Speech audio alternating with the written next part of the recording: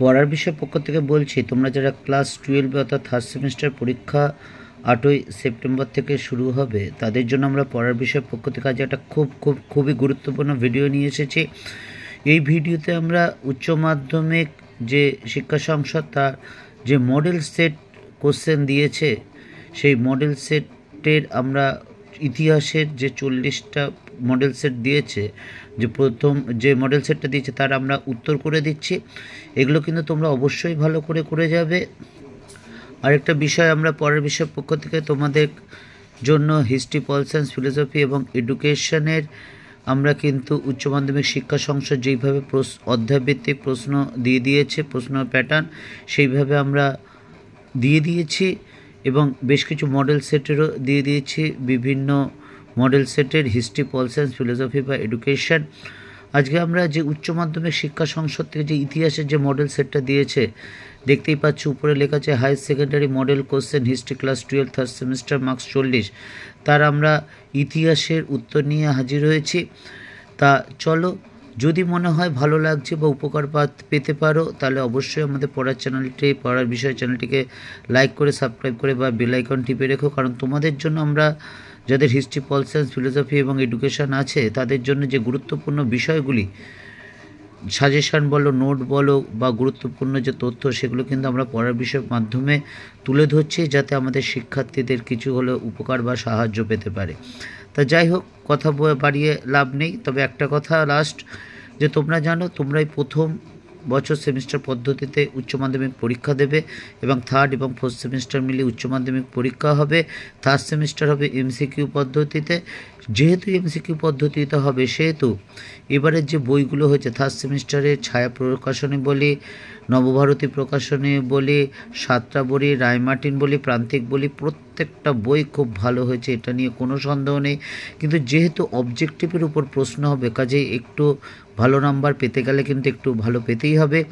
আর একটা গুরুত্বপূর্ণ বিষয়, যেহেতু 40 নাম্বারে আমাদের অবজেক্টিভে পরীক্ষা হবে থার্ড সেমিস্টার এবং ফার্স্ট সেমিস্টার, আমরা এর মধ্যেই কিছুদিনের মধ্যেই যে এমসিকিউ ঠিক করার কতগুলো কৌশল আছে বিজ্ঞানসম্মত উপায়, সেগুলো কোনো অবৈজ্ঞানিক নয়, সবই বৈজ্ঞানিক। তবে হ্যাঁ, 100% কিন্তু শিওর হওয়ার সম্ভাবনা নেই, তবে সম্ভাবনাটা বাড়ে তুমি কতগুলো ঠিক করতে পেরেছো না করেছো, অনেক কিছু পরিপ্রেক্ষিতে কিন্তু তার পার্সেন্টেজ বা ইয়েটা বাড়ে। মোটামুটি 90 থেকে 95% যদি সব ঠিক থাকে, তাহলে কিন্তু 90 থেকে 95% রাইট হওয়ার কিন্তু একটা সম্ভাবনা থেকে যায়।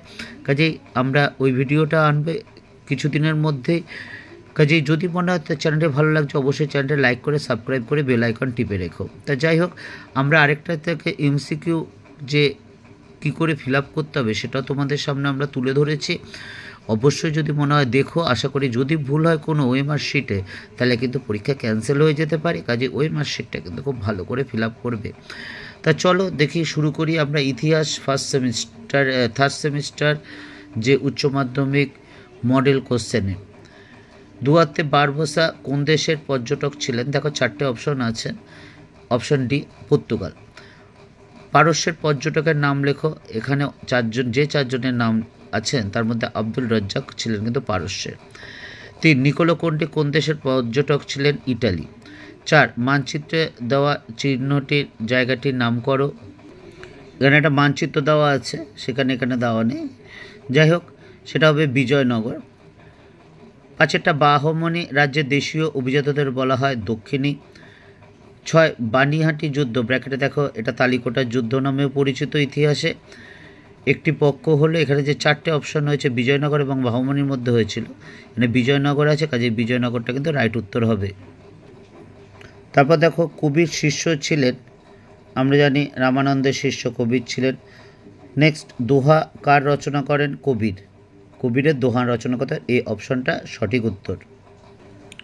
তার 9 কোশ্চেনটা দেখো, সুফিরা হঠযোগ শিখেছিলেন নাথপন্থীদের কাছ থেকে। 10 সুফিবাদের শিষ্যদের বলা হয় মুরিদ। 11 ভারতের চিস্তি সম্প্রদায় প্রতিষ্ঠাতা ছিলেন মঈনুদ্দিন চিস্তি। 12 বাংলায় ভক্তি আন্দোলনের প্রাণকেন্দ্র বলা হতো নবদ্বীপকে, কারণ তোমরা জানো এখানে চৈতন্যদেব জন্মগ্রহণ করেছিলেন। 13 চৈতন্য চরিতামৃত গ্রন্থটি রচনা করেন কৃষ্ণদাস কবিরাজ। 14 মাহমুদ গাওয়ান কোন শাসকের মন্ত্রী ছিলেন? তৃতীয় মোহাম্মদের। তারপর 15টা দেখো বানিহাটি, এটা আরেকটা নাম তালিকোটার যুদ্ধ নামে পরিচিত। 1565 সালে হয়েছিল, তোমরা জানো, বিজয়নগর এবং বাহুমনির, অর্থাৎ ডিটা কিন্তু রাইট উত্তর। 16 বাহুমনি বংশের শ্রেষ্ঠ সুলতান কে ছিলেন? ফিরোজ শাহ, এটা সঠিক উত্তর। 17 সঙ্গম বংশের শেষ রাজা কে ছিলেন? উত্তর এর অপশনটা দেখো বিরূপাক্ষ। পরটা দেখো বিজয়নগর রাজ্য প্রতিষ্ঠিত হয়, এর অপশনটা দেখো 1336। নেক্সট আমুক্ত মাল্যদা গ্রন্থটি লেখা কোন ভাষায় লেখা? তামিল ভাষায়। 20 দক্ষিণ ভারতে বাহুমনি রাজ্য প্রতিষ্ঠা করেন হাসান গঙ্গু, ডি এর অপশনটা রাইট। নেক্সট দেখো ইনকা সভ্যতা ধ্বংস করেন পিজারো। 22 ইন্দোনেশিয়া কোন ইউরোপীয় শক্তির উপনিবেশ ছিল? এটা হচ্ছে স্পেন। তারপর 23টা দেখো পর্তুগিজরা ব্ল্যাক গোল্ড বলতো দারুচিনিকে। নেক্সট 24 পূর্ব ভারতীয় দ্বীপপুঞ্জের অপর নাম হচ্ছে মায়ানমার। 25টা দেখো নতুন বিশ্ব নামকরণ করেন ক্যাব্রাল, অর্থাৎ ডি এর অপশনটা। অবাধ বাণিজ্য নীতির একজন প্রবক্তার নাম করো, ডি এর অপশনটা দেখো নেপোলিয়ান বোনাপার্ট। 27টা দেখো ম্যাকাও বন্দর অবস্থিত চীনে। 28 ইম্পেরিয়ালিজম স্টাডি গ্রন্থটি লেখক হচ্ছেন, এর উত্তরটা দেখো জে এ হবসবাম। 29 টিউটনিক জাতির অংশ হলো জার্মানরা। 30 গন্ডামের সন্ধি হয়েছিল 1879, সি এর অপশনটা দেখো। নেক্সট 31 দেখো মন্ড নীতি প্রবর্তন করেন বা প্রণয়ন করে মার্কিন যুক্তরাষ্ট্র, সি এর অপশন। 32 কঙ্গো ফ্রি স্টেটের গঠনের প্রবক্তা হচ্ছে বেলজিয়াম। 33 ইয়ান্দাবুর সন্ধি স্বাক্ষরিত হয় 1826 সালে। 34টা দেখো মানচিত্রে দেওয়া জায়গাটির নাম কি? এখানে একটা মানচিত্র দেওয়া আছে, সেটা আফ্রিকা হবে। যাই হোক, এটা বোঝা যাচ্ছে না, উত্তরটা বুঝতেই পারছো, তোমাদের বোঝাতে পারছি না। এখানে একটা মানচিত্র থাকবে, যেখানে পৃথিবীর মানচিত্র থাকবে, সেখানে আফ্রিকা থাকবে, সেটা তোমাকে দেখাতে হবে। 35 প্রথম ভারতীয় আইসিএস এর নাম হলো সত্যেন্দ্রনাথ ঠাকুর। নেক্সট জুডিশিয়াল মার্ডার এর ঘটনার সঙ্গে যুক্ত বিভাগটির নাম হলো বিচার বিভাগ। 37 1773 সালে রেগুলেটিং আইন তৈরি হয় ওয়ারেন হেস্টিংসের আমলে। 38 প্রথম গভর্নর জেনারেল হলেন ওয়ারেন হেস্টিংস। 39 এলিজা ইম্পে ছিলেন প্রধান বিচারপতি, তোমরা জানো, 1773 সালে রেগুলেটিং আইন অনুসারে 1774 সালে কলকাতা সুপ্রিম কোর্ট প্রতিষ্ঠিত হয় এবং এর প্রথম প্রধান বিচারপতি ছিলেন কিন্তু স্যার এলিজা ইম্পে, অর্থাৎ বিচারপতি ছিলেন। লাস্ট এবং 40 নম্বর কোশ্চেন, আধুনিক পুলিশ বিভাগের জনক ছিলেন ক্যানিং। এই হচ্ছে তোমাদের যারা থার্ড সেমিস্টার দিচ্ছ, যাদের ইতিহাস আছে এবং উচ্চ মাধ্যমিক শিক্ষা সংসদ থেকে তোমাদের যে একটি মডেল সেট দিয়েছে ইতিহাসে, সেটা আমরা সমাধান করে দিলাম। আমরা হিস্ট্রি, পল সায়েন্স, ফিলোসফি বা এডুকেশন চারটেই করে দেবো, আমরা শুরু করে দিয়েছি তোমাদের জন্য।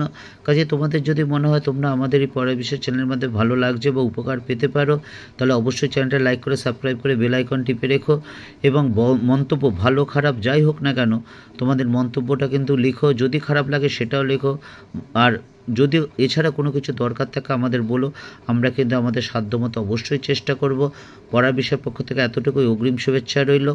আরেকটা কথা তোমাদের বলেছি যে এমসিকিউ তোমাদের পরীক্ষা পদ্ধতি এবং এমসিকিউ ঠিক করার, অর্থাৎ সব কিছু হয়তো জানা থাকে না, সে কিছু টেকনিক আছে, সেটা আমরা তোমাদের সাথে কিছুদিনের মধ্যেই 2-4 দিনের মধ্যেই তোমাদের সামনে আমরা নিয়ে আসব, যাতে তোমাদের কিছুটা হলেও সুবিধা হয়। তবে হ্যাঁ, এটা সম্পূর্ণ বৈজ্ঞানিক পদ্ধতি হলেও এটা কিন্তু 100% ঠিক হওয়ার সম্ভাবনা নেই, 90-95 এতটা ম্যাক্সিমাম হতে পারে।